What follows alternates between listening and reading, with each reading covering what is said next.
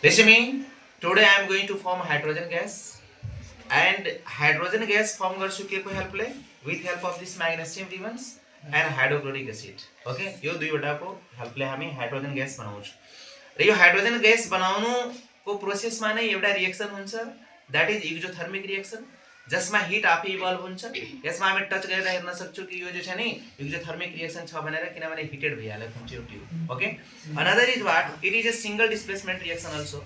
हैन in which what this magnesium हैन replace the hydrogens from the hydrogen chlorides and then what magnesium chloride is form okay and then के बन्छ यानी कि hydrogen gas बन्छ okay त्यो हामी हेरौँ न लिइरहेको छौँ पहिला हामी जो छ डाइल्युट हाइड्रोक्लोरिक एसिड जो छ नि हामी यसमा लिइरहेको छौँ टेस्ट ट्युबमा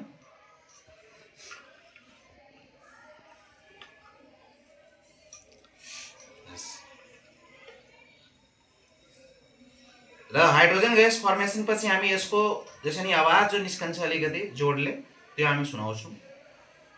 एक पप साउन्ड आउँछ हैन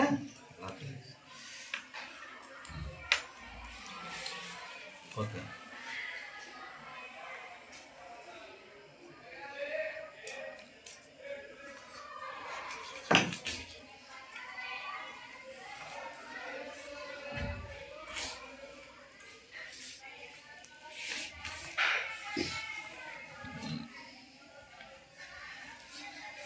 यो मैग्नेशियम रिबन्स हामी हाल्छौँ यसमा फर्मेसन सुरु भइहाल्यो यहाँ कलेक्ट गरिरहेको छौँ हामी हाइड्रोजन्स हैन by downward displacement of air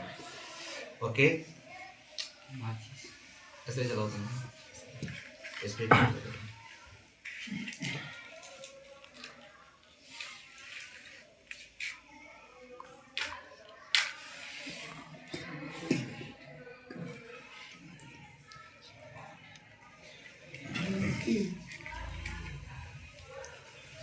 okay